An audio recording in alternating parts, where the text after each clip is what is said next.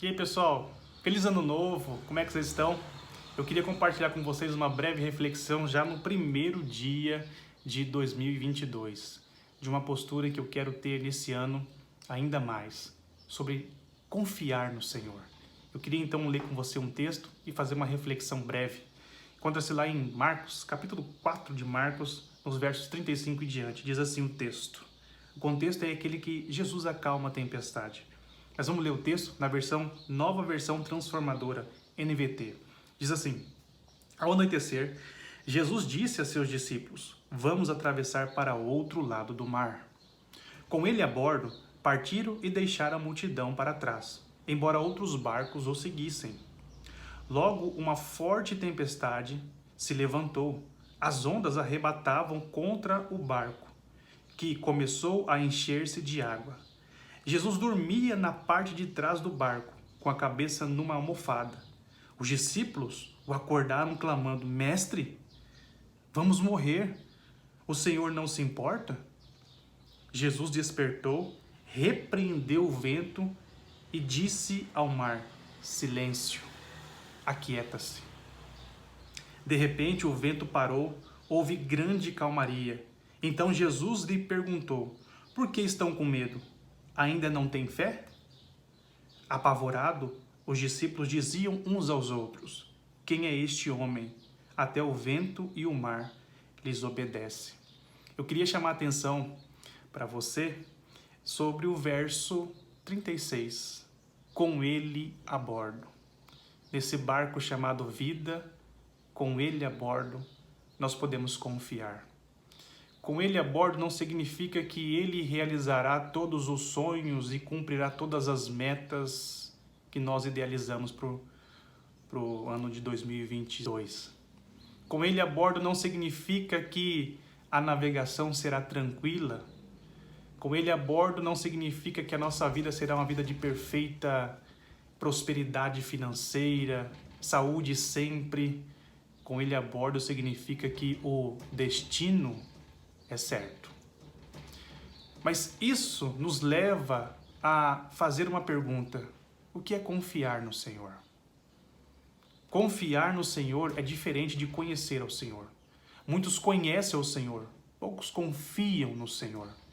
E aqui vem a reflexão: a diferença entre conhecer a Deus e confiar em Deus.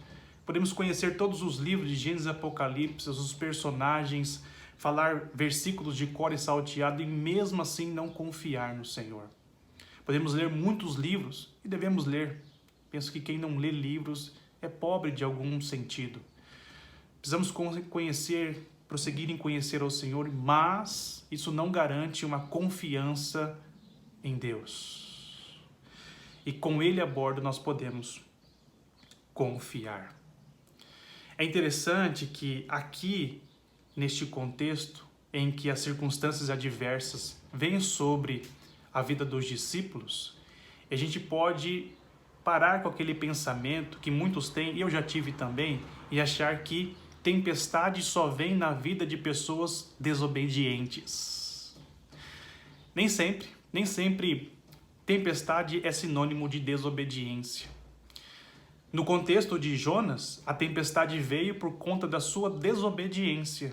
Neste contexto aqui, os discípulos estavam em perfeita obediência ao seu mestre, a Jesus. Mesmo assim, a tempestade veio. De modo prático, uma aplicação rápida, que o cristão pode ser fiel, piedoso, viver para a glória de Deus neste mundo, e mesmo assim, essa obediência, essa vida não nos coloca numa bolha para nos livrar do dia mau, das circunstâncias adversas. Mas esse texto vem para nos lembrar de que Ele está a bordo.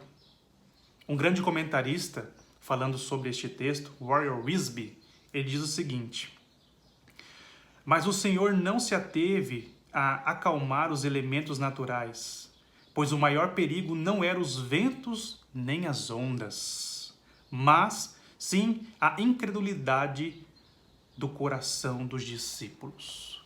Jesus estava lidando com a incredulidade do coração dos discípulos.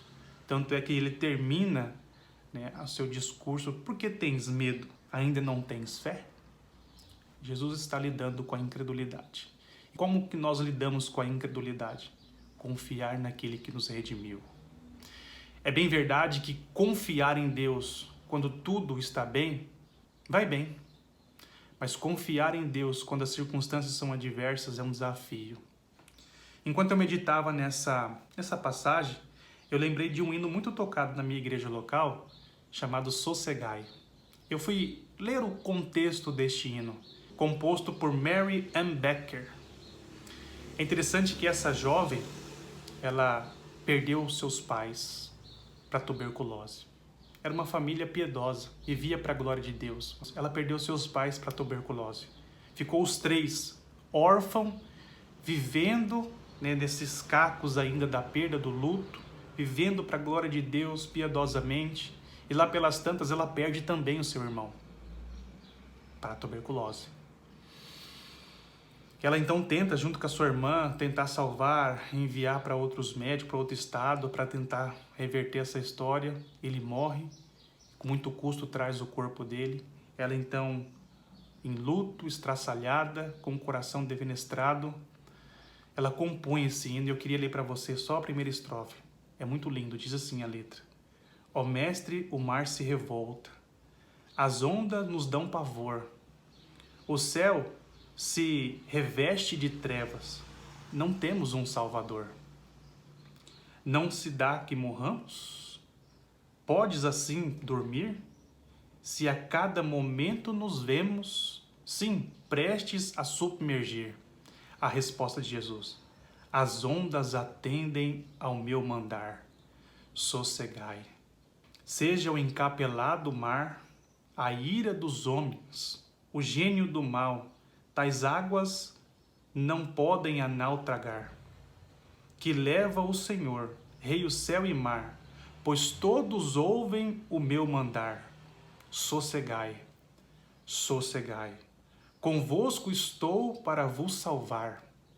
Sim, sossegai. Que diante da circunstância ou do que nos espera nesse ano de 2022, que possamos dizer para esse coração inquieto: ei, ele está a bordo. Sossegai, sossegai. Que Deus nos ajude. Forte abraço. Deus te abençoe.